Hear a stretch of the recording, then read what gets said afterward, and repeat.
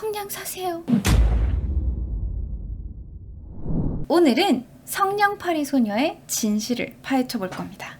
바로 시작할게요. 옛날 성냥을 파는 한 소녀가 있었습니다. 소녀는 매일매일 하루도 빠지지 않고 성냥을 팔아야 했는데 만약 성냥을 다 팔지 못하고 집에 돌아가면 주정뱅이 삼촌에게 맞아야 했기 때문에 추운 겨울에도 밖으로 나와서 성냥을 팔아야 했어요. 그리고 12월 연말의 어느 날도 평소처럼 나와서 성냥을 팔고 있었는데 아무도 성냥을 사주지 않는 거예요. 성냥 사세요. 성냥 사세요. 아무리 외쳐도 사람들은 성냥을 사주지 않았고 신발마저 잃어버려서 맨발인 채로 돌아다니다 결국 추위를 피해서 골목길에 앉은 소녀는 손이라도 녹이기 위해서 성냥불을 켭니다. 그런데 놀랍게도 성냥 하나를 켜자 소녀가 늘 바라던 따뜻한 난로와 근사한 만찬이 나타났고 소녀는 기뻐했지만 성냥이 오래가지 않아 꺼져버립니다. 앙대!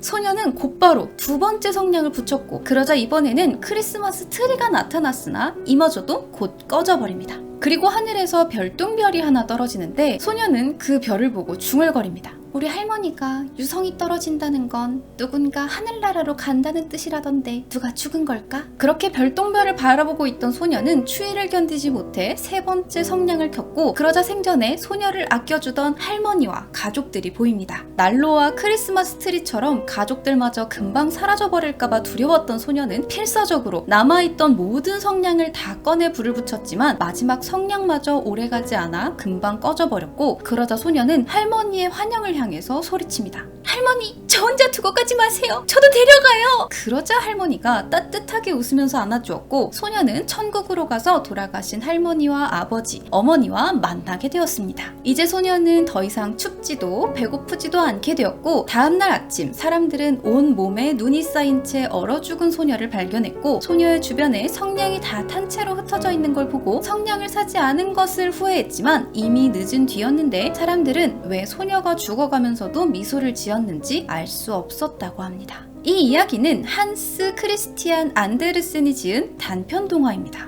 하지만 과연 성냥팔이 소녀는 정말 추위와 배고픔으로 죽었을까요? 이제부터 성냥팔이 소녀의 진실을 알아봅시다. 이 성냥팔이 소녀는 1845년 12월에 발표한 동화인데요. 산업혁명 시기 유럽은 제임스 와트의 증기기관을 시작으로 다양한 발명품을 통해서 근대적인 산업이 발전하게 되는데 이 시기 발명품 중에는 라이터도 있었습니다. 여러분, 놀랍게도 성냥보다 라이터가 더 먼저 발명이 되었는데 최초의 라이터는 1823년 독일의 화학자 요한 볼프강 데베라이너가 발명했습니다. 현재의 라이터와는 거리가 아주 먼 최초의 라이터는 황산에 아연을 넣으면 황산이 아연을 부식시키면서 수소기체가 발생하는데 이 수소기체가 미세한 백금에 탁 닿으면 촉매가 되어서 연소 반응이 일어나 불이 붙는 원리였습니다. 근데 이게 거의 여러분들이 생각하는 램프 수준으로 커요. 이렇게 크고 복잡한 라이터를 가지고 다니느니 차라리 그냥 주머니에 부싯돌 들고 다니면서 불 붙이는 게 훨씬 더 편했고 라이터는 인기를 끌지 못했습니다. 그러던 중 1826년 화학자이자 약사였던 존 워커가 현대의 마찰식 성냥을 최초로 발명하게 되는데 나뭇개비에다가 염소상 칼륨과 황화 안티모니를 바르고 종이에 유리가루랑 규주토를 발라서 서로 착 마찰을 시키면서 불을 붙이는 방식이에요.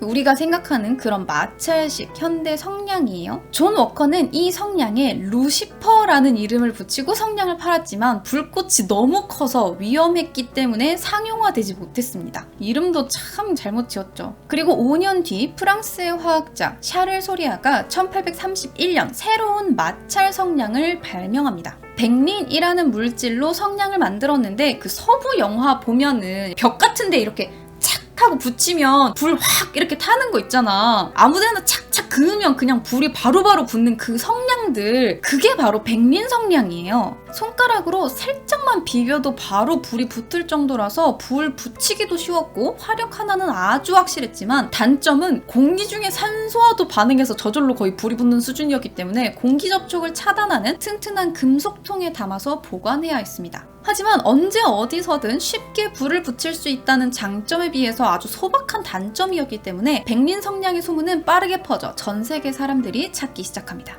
그러자 영국인들이 성냥을 생산하는 회사를 설립해서 백린 성냥을 값싸게 대량 생산하기 시작했는데 그 비결은 바로 산업혁명 당시 일자리가 필요했던 아동 노동자, 특히 어린 소녀들을 고용했던 겁니다. 소녀들은 나무 막대기를 백린에 담갔다가 뺀 다음에 건조실에서 말리고 나면 일정하게 썰어서 성냥갑에 넣는 일을 했어요. 아주 어린 나이의 소녀부터 많아봐야 16살 정도 되는 소녀들은 공장에 출근하면서 환기도 안 되는 밀폐된 공간에서 마스크도 없이 12시간이 넘는 시간 동안 2번의 짧은 휴식 시간을 제외하고는 작업 중에 동료들과 잡담을 하거나 바닥에 앉아서 쉴 수도 없었고, 규칙을 위반하면 무거운 벌금이 매겨지거나 매를 맞기도 했어요. 조금이라도 지각을 하거나 감독관의 허락 없이 화장실에 다녀오다가 적발이 되면 벌금을 내기도 했기 때문에 오히려 일을 하고서도 돈을 받지 못하는 경우가 종종 있었습니다. 이렇게 소녀들의 노동력을 착취하면서 성냥의 생산량은 점점점 늘기 시작해서 하루에 생산되는 성냥의 양이 1000만 개를 넘어서기 시작하자 회사에서는 점점 더 많은 소녀들을 고용했어요.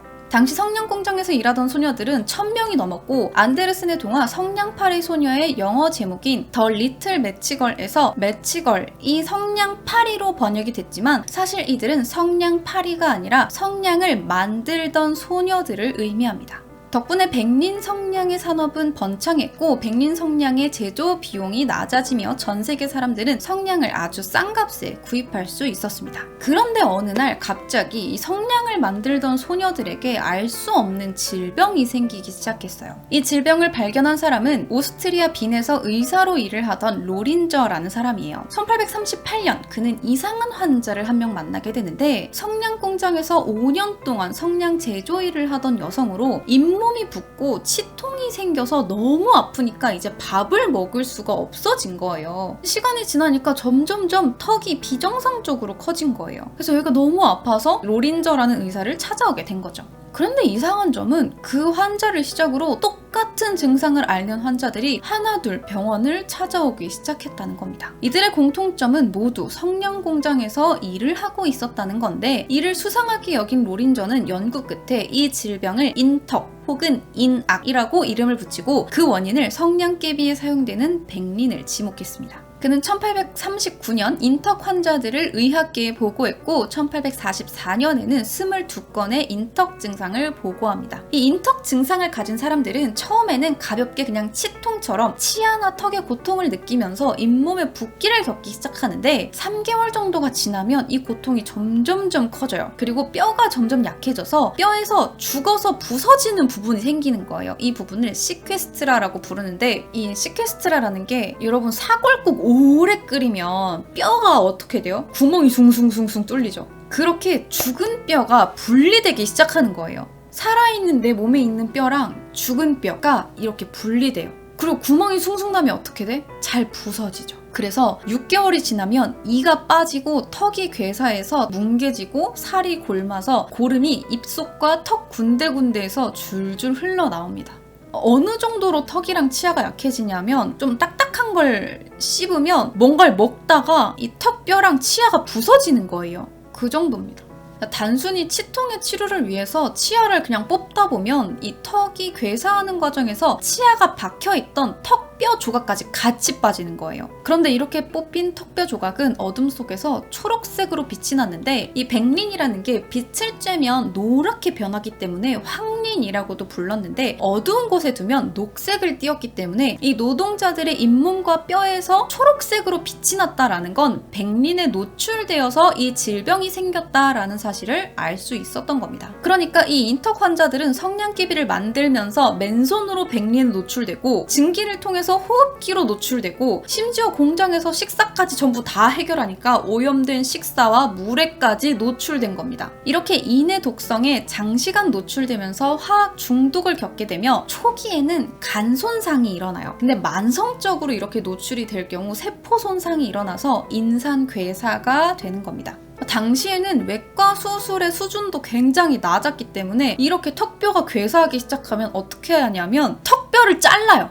괴사하게 되면 다시 재생을 시킬 수가 없어요. 근데 계속해서 괴사한 부분은 늘어나잖아요. 그러니까 초기에 그냥 괴사한 부분을 턱뼈를 그냥 잘라버리는 거예요. 자, 이렇게 턱이 제 기능을 못하니까 섭식 생활이 불가능해지고 폐혈증에 감염에도 취약해지며 이미 턱뼈를 넘어서 두개골까지 침식하기 때문에 인턱에 걸린 사람들은 처음 증상을 겪었던 이 턱뼈를 제거하더라도 섭식에 어려움을 겪는 등 추가적인 문제들로 고통스럽게 죽는 경우가 있었습니다. 게다가 인턱 증상이 나타나면 주위에서도 굉장히 배척을 받았는데 죽어가는 뼈 조직이 썩으면서 뼈 안에 농이 생기고 턱에 구멍이 뚫려서 이런 데에서 분비물이 줄줄줄 새는 거예요. 고름이니까 냄새도 나고 보기에도 흉측하잖아요. 그러니까 가족들까지 외면해버리는 거예요. 그래서 이 병을 나병이라고 부르면서 사람들이 기피하는 경우가 굉장히 많았어요. 그러면 이렇게 계속해서 공장 인부들이 병에 걸리고 있다는 걸 성냥회사에서는 정말 몰랐을까요?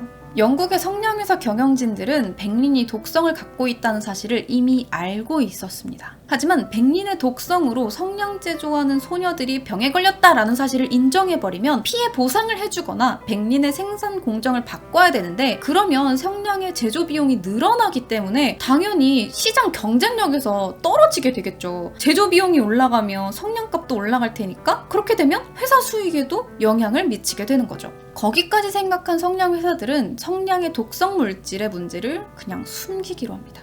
아니 어차피 하루하루 벌어먹기도 바쁜 노동자들인데 그만한 화학적 지식도 없을 거고 그러면 백린 때문에 위험하다는 것도 모를 거고 회사에서 입만 다물고 있으면 괜찮을 거라고 생각했던 거예요. 하지만 오스트리아의 의사 로린저의 등장으로 성냥이 위험하다는 사실이 밝혀지고 있었고 그러자 성냥회사에서는 이 문제를 해결할 또 다른 방법을 찾습니다. 바로 얼굴색이 변하거나 치아가 아프다라는 이야기를 하면서 인턱에 전조 증상이 나타나면 그 소녀를 그냥 해고하는 거예요. 그렇게 해고하면 아무 일도 없으니까 그 소녀들이 죽어도 성냥회사에서 일하다가 죽은 거 아니잖아요. 그리고 이렇게 해고당한 소녀들에게는 퇴직금 명목으로 백린 성냥을 쥐어주었고 소녀들은 그렇게 성냥회사에서 해고가 되어 직접 밖에서 성냥을 팔면서 성냥팔이 소녀가 되었던 겁니다. 이 성냥팔이 소녀들은 이유도 모른 채 해고당한 뒤에도 열심히 성냥을 팔면서 일을 했지만 이미 백린에 중독된 몸은 생활고에 시달리면서 점점 악화되었고 간 손상이나 기타 합병증에 시달리면서 죽어갔어요. 이렇게 성냥을 팔다 죽은 소녀들의 소문이 유럽에 점점 퍼지기 시작했고 한 동화 작가가 이 이야기를 듣게 됩니다. 바로 안데르센이에요.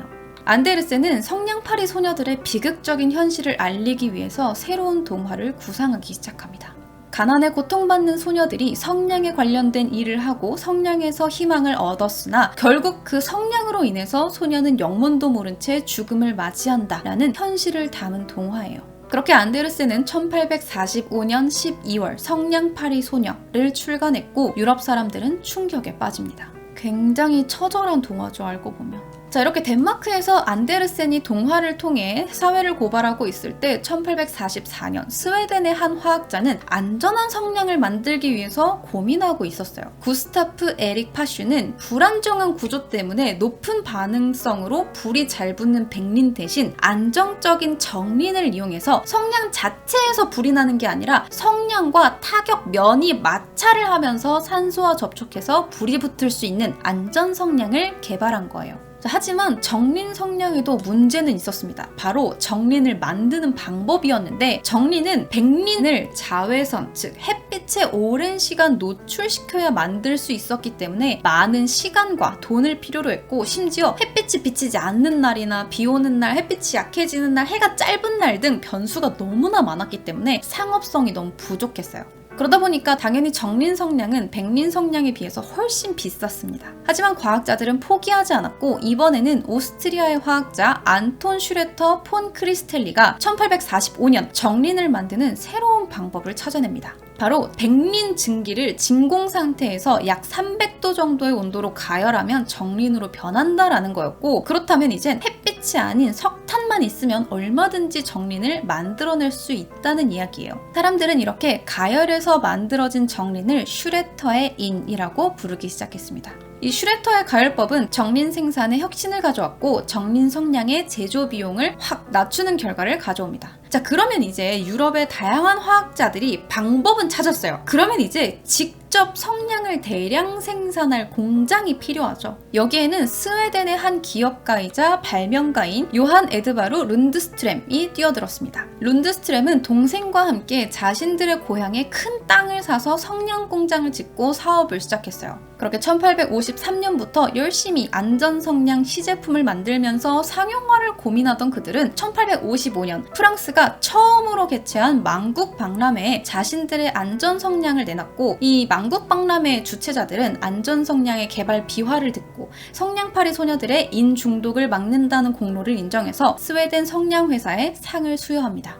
그리고 이때 성냥 산업에 관심을 가진 한 기계공학자가 있었는데 이름은 알렉산더 라거만. 그는 룬드스트렘의 공장에 들어가서 안전성냥을 만드는 기계를 설계하기 시작해요. 자동으로 나무를 절단하고 나무에 약품을 입히고 약품을 건조시키고 성냥을 포장하는 기계들을 만들었어요. 이 라거만의 기여로 안전성냥의 제조 과정은 기계화되기 시작했고 제조 비용은 계속 낮아지고 생산 속도는 더 빨라졌습니다. 그 결과 정린 성냥의 생산량은 하루에 450갑에서 120만 갑으로 늘어나게 됐는데 여전히 이 값싼 소녀들의 노동력을 갈아넣은 백린 성냥의 값은 넘사벽이었고 대부분의 소비자들은 가성비가 좋은 백린 성냥을 사고 있었습니다. 그런데 이 백린 성냥의 성장세가 한순간에 꺾인 사건이 생겨요. 바로 성냥팔이 소녀들의 파업입니다. 파업의 시작은 소소했어요. 1887년 더 링크라는 잡지를 창간한 애니 베전트라는 사람은 1888년에 어느 모임에서 영국의 한 성냥 공장 브라이언트 앤드 메이에서 일하는 여성 노동자들의 현실을 접하고는 런던의 백인 노예들이라는 고발 기사를 싣습니다. 가난한 소녀들을 동원해서 성냥회사가 빨대 꽂아서 재산을 늘린다는 내용이었어요. 그러니까 이 브라이언트 앤 메이에서는 이 기사가 거짓이라면서 잡지 측에 명예훼손 소송을 걸겠다고 주장하고 노동자들에게는 회사의 처우와 작업 조건에 만족한다라는 내용의 각서에 서명을 강요한 거예요. 하지만 성냥공장 노동자들은 이 요구를 거부했고 그러자 회사에서는 본보기로 노동자 3명을 골라서 해고해버립니다. 너네 서명하지 않으면 다 해고시켜버릴 거야 라는 의지를 보인 건데 문제는 이 대처가 노동자들을 집결시키는 계기가 됐다는 거예요. 결국 1888년 7월 5일 브라이언트 앤 메이 여성 노동자들 1,400여 명은 일손을 놓고 거리로 나섭니다. 이 사건이 바로 영국 역사의 유명한 매치걸스 스트라이크, 즉 성냥공장 여성 노동자들의 파업이에요. 여성 노동자들은 그동안 지속되어 왔던 성냥공장의 열악한 근무 조건, 낮은 월급, 실수를 한 노동자에게 부과되는 과도한 벌금, 그리고 백린을 접촉한 작업자에게 나타나는 인턱 증상 등 그동안 눌러왔던 분노를 파업으로 표현했고 그러자 백린 성냥의 생산량은 줄어들기 시작합니다. 이제 성냥회사는 백린의 독성을 인정하고 근무 환경을 개선해야만 했지만 이 회사는 포기하지 않아요. 여성 노동자들을 이번에는 회유하기 시작합니다. 야, 너네들 알겠으니까 해고된 직원들 복직시켜줄게. 너네들 진정 좀 해봐 라고 이야기했는데 이미 너무 늦었죠. 해고된 직원이 복직되더라도 백린의 독성으로 죽는 건 똑같다면서 백린의 독성을 인정하고 생산 공장을 바꿔서 열악한 근무 조건을 개선할 것을 요구했습니다. 그러니까 이왕 파업한 거 싹 다 한번 바꿔보자 이거예요. 자, 하지만 회사는 고작 공장에서 성냥이나 만들던 여성 노동자들의 제안을 고지곳대로 받아들이기는 싫었는지 차일피일 협상을 미루면서 또 다른 방법을 생각해냅니다. 공장에서는 노동자들을 마음대로 부려먹지 못하게 되니까 이제 성냥 제조를 가내 수공업 형태로 외주화해요. 그래서 이번에는 외주를 받은 가난한 가정의 어린아이들이 또 다른 피해를 입게 됐던 거예요. 그러니까 이번에는 1888년 7월 6일 성냥 공장 전체가 아예 일을 중단해버립니다. 그래? 가내 수공업으로 외주를 돌려? 알겠어. 공장 문 닫아버려? 이렇게 된 거예요. 소비자들은 갑자기 한순간에 성냥을 살 수 없게 되니까 처음에는 불만을 표시했지만 이 성냥팔이 소녀들의 사정을 알게 되니까 오히려 이 브라이언트 앤 메이 성냥의 구입을 거부했고 파업 기금까지 쾌척합니다. 그러자 이번에는 영국 의회에서 관심을 가져요. 영국의 하원 의원인 찰스 브래드러가 의회에서 성냥팔이 소녀의 파업에 대해서 연설했고 이후 성냥팔이 소녀들의 대표는 7월 11일 하원 의원들을 만나서 파업에 대해서 설명을 하니까 이 의원들까지 백린 성냥의 독성과 성냥팔이 소녀들의 현실에 대해서 알게 됩니다. 자, 이제는 영국의 정치권에서까지 우려를 표하니까 성냥회사 경영진들은 항복을 할 수밖에 없죠. 그렇게 성냥팔이 소녀들의 대표와 7월 16일 회담을 열어서 그들이 제시한 조건을 받아들이기로 결정합니다. 성냥회사가 드디어 백린의 독성을 인정한 거예요. 그렇게 파업 2주 만에 여성 노동자들은 의미 있는 양보를 받아내고 파업을 끝내게 됩니다.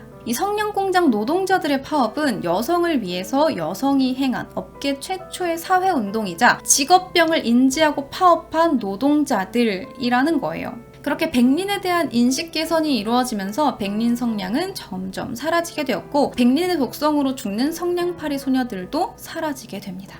참고로 1908년에 영국에서 백린 성냥의 생산이 완전히 금지됐어요. 그래서 이때 이후에는 백린으로 성냥을 만들지 말아라 가 된 겁니다. 영국에서 이렇게 됐고 다른 나라에서들도 공통적으로 영국을 보고 배운 게 있기 때문에 백린으로 더 이상 성냥을 만들지 않게 된 거죠. 이렇게 수많은 화학자와 발명가, 기업가들이 성냥의 유해성을 해결하기 위해서 뛰어들었지만 결국 결정적으로 성냥팔이 소녀들의 비극을 막은 건 여성 노동자 자신들이었어요. 아무튼 오늘은 이렇게 성냥팔이 소녀의 잔혹한 진실에 대해서 알아봤습니다. 자, 그럼 오늘 이야기는 여기까지.